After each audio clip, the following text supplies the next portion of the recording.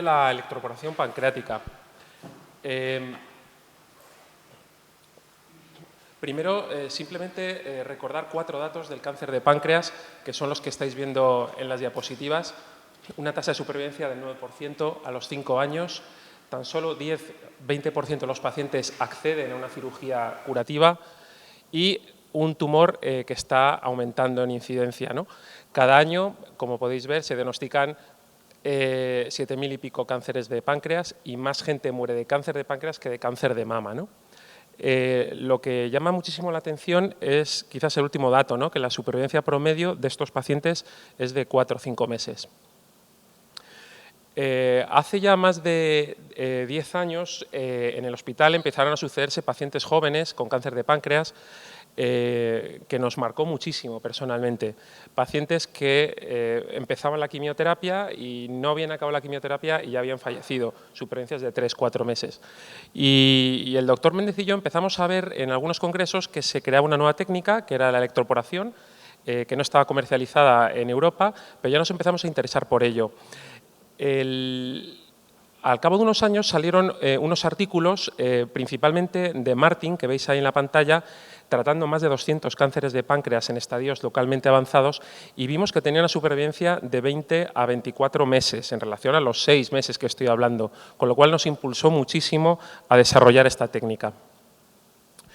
Después de Martin se empezaron a suceder múltiples publicaciones, como la que podéis ver en pantalla, tratando además a un grupo grande de pacientes, 75 pacientes, y volvíamos a esa supervivencia de 27 meses. Pero nos llamó todavía más la atención que había pacientes con cáncer localmente avanzado que conseguíamos después del tratamiento con electroporación disminuir el tamaño del tumor y que pudieran ser candidatos a una cirugía curativa, un downstaging. Estos son nuestros datos iniciales, no están del todo actualizados, pero ya empezamos a ver que teníamos supervivencias de 15-16 meses, lo cual nos animó bastante. ¿En qué consiste el IRE? El IRE, electroporación irreversible, o NanoKnife, que es la marca comercial, es una técnica ablativa, no térmica y básicamente funciona a través de conducción eléctrica. Necesita la colocación de 2 agujas para que se transmita la corriente de un lado a otra y podemos jugar con la distancia de las agujas y podemos jugar con la exposición del electrodo. En función de cómo combine esos parámetros voy a tener un área de ablación predefinida que podré calcular con antelación. Al final, si os fijáis, la corriente va de una aguja a la otra y al final lo que está produciendo en el interior de la célula es una apoptosis, no es una necrosis como la ablación térmica, es una muerte celular mucho más controlada. Al final, el tejido no desaparece como en una ablación térmica, no hay una necrosis coagulativa, el tejido al final o permanece o se regenera con tejido hepático normal o tejido del órgano normal. Aquí podéis ver un ejemplo de un tratamiento con IRE y según pasa el tiempo podéis ver cómo en el día 7, en el día 14, pues prácticamente no hay un agujero como vemos en radiología, ¿no? Sino que hay una regeneración tisular. Esto no es nuevo, esto de la electroporación. La electroporación ya se conocía antes con el nombre de electroquimioterapia y lo que hacía era crear corriente entre 2 puntos y aprovechaba ese momento de crear corriente para que las células abrieran los poros. Las células, cuando abren los poros, los oncólogos saben que es el momento de poder dar quimioterapia y que pueden absorber mucho mejor esa quimioterapia. Lo que ha cambiado es que si aumentamos la energía que damos de corriente entre las 2 agujas, creamos unos poros irreversibles. En ese momento ya sí que producimos apoptosis. El equipo que manejamos es el que veis en pantalla, es el NanoKnife. Mínimo vais a tener que poner 2 agujas, máximo 6. Y, como os decía, son agujas muy finitas y podéis regular en el mango la exposición del electrodo en función del área que queráis tratar. Al final estamos transmitiendo corriente de una aguja a otra. Pero una corriente de 1.500, 3.000 voltios. Imaginaros en un enchufe, el voltaje de un enchufe de 220. Aquí estamos hablando de 1.500 a 3.000 voltios. La diferencia de esa energía que transmitimos entre las 2 agujas es que la hacemos en milisegundos, en 90 milisegundos. Lo que estamos haciendo es disparar pulsos de corriente de una manera continua o en salvas, como podéis estar viendo ahí, hasta que alcanzamos los 90 pulsos. Estas descargas eléctricas no se pueden liberar si no está el paciente con una sincronización cardíaca, porque podrías producir una arritmia. Entonces, siempre todos estos dispositivos van monitorizados con el electro y van a disparar siempre en el periodo refractario, justo después del complejo QRS, con lo cual el procedimiento dependerá del ritmo cardíaco del paciente. La planificación de los tratamientos la hacemos con el software que incorpora la máquina y ya lo que tenemos que poner es qué tamaño tiene el tumor, qué margen queremos lograr. Y ya vamos jugando con el software según utilicemos una aguja, 2, 3, 4 y vamos calculando el volumen que vamos a hacer. Y por supuesto jugamos también en lo que es profundidad con pullback, como con cualquier otra técnica. Estamos transmitiendo energía a un tumor, estamos transmitiendo electricidad. En el mismo momento que transmitimos electricidad, estamos en tiempo real viendo cómo absorbe el tejido, el tumor, esa electricidad. Con lo cual estamos viendo el amperaje que estáis viendo. Uno de los criterios de que he hecho bien la ablación es que después de haber transmitido una energía eléctrica, el amperaje tiene que subir en el área tratada por encima de 20. Todos esos pulsos que he emitido en la parte de arriba como azul, luego los valoro como amperaje por encima de 20. Esto sería un tratamiento óptimo. Esto es un caso nuestro de una electroporación que hicimos en el hígado y aquí os quiero enseñar para que veáis un poco a nivel de anatomía patológica cómo se comporta. Podéis ver el hígado, el tejido hepático y podéis ver el tumor con todas las células de color azul, ¿no? Después de hacer un IRE hay una apoptosis y el patólogo lo que ve es lo que estáis viendo, todo desestructurado, todo el tejido. No es tan bonito como lo pinto porque también el patólogo nos dice a veces que hay algún punto celular que ha resistido al tratamiento, ¿no? Pero globalmente es muy llamativo en anatomía patológica una ablación después de hacerla. Todo ese tejido se sustituye luego por tejido normal, se regenera. Ventajas. Hacemos ablaciones predecibles como con el microondas. Siguiente ventaja, nos da exactamente igual que haya un vaso cerca. No se va a disipar por el vaso la energía que yo estoy transmitiendo. Y tampoco, al no producir calor, tampoco voy a producir una lesión en el vaso, ninguna trombosis ni nada.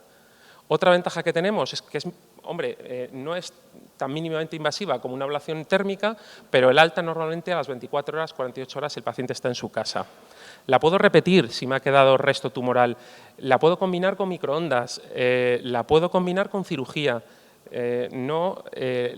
puedes combinarla como queráis, no invalida ningún tipo de cirugía.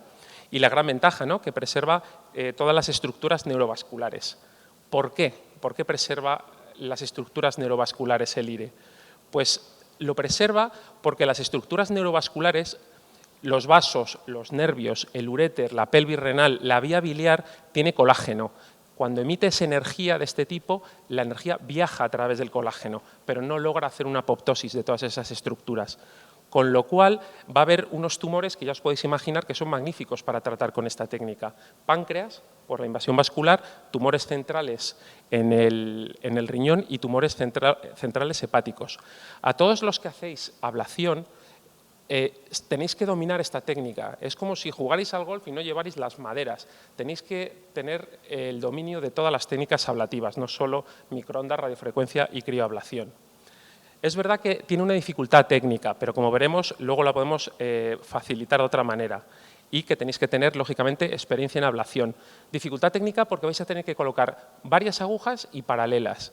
Y si no las colocas bien de manera paralela, la máquina directamente no va a funcionar, con lo cual vais a tener que ser bastante precisos.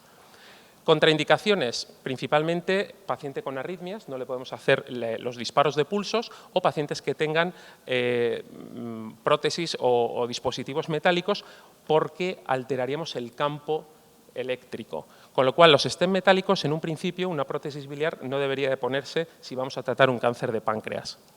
Inconveniente, anestesia general, 4 horas, obligatorio, aquí no vale sedación. Inconveniente, cada vez menor evidencia científica, porque ya está metido en varias guías. Inconveniente, precio, estamos hablando de 11.000 euros. Pero claro, según cómo lo analices, aquí podéis ver la evolución de los tratamientos oncológicos y podéis ver que un tratamiento con gemcitabina o con FOLFIRINOX en un cáncer de páncreas cuesta 20.000, 50.000 euros. ¿Para una supervivencia de cuánto? ¿De 5 meses? ¿De 6 meses? Estas son las dos indicaciones. La clásica, estadio 3, cuando el tumor rodea los vasos. Segunda indicación, estadio 2B, que es un estadio borderline resecable, y ahí nuestro objetivo va a ser ayudarle al cirujano durante la cirugía para dejar esos márgenes libres de tumor. ¿Cuándo lo hacemos? ¿En qué momento preciso? Pues lo hacemos siempre, siempre después de haber dado la quimioterapia al paciente. Esperamos 3-4 ciclos de quimioterapia y evaluamos con TAC. ¿Que ha progresado? No es candidato para IRE, no va a responder al IRE. ¿Que la enfermedad está estable? Vamos a hacer IRE. ¿Que la enfermedad ha disminuido de tamaño? A lo mejor pasa a cirugía. Si pasa a cirugía, haremos acentuación de márgenes.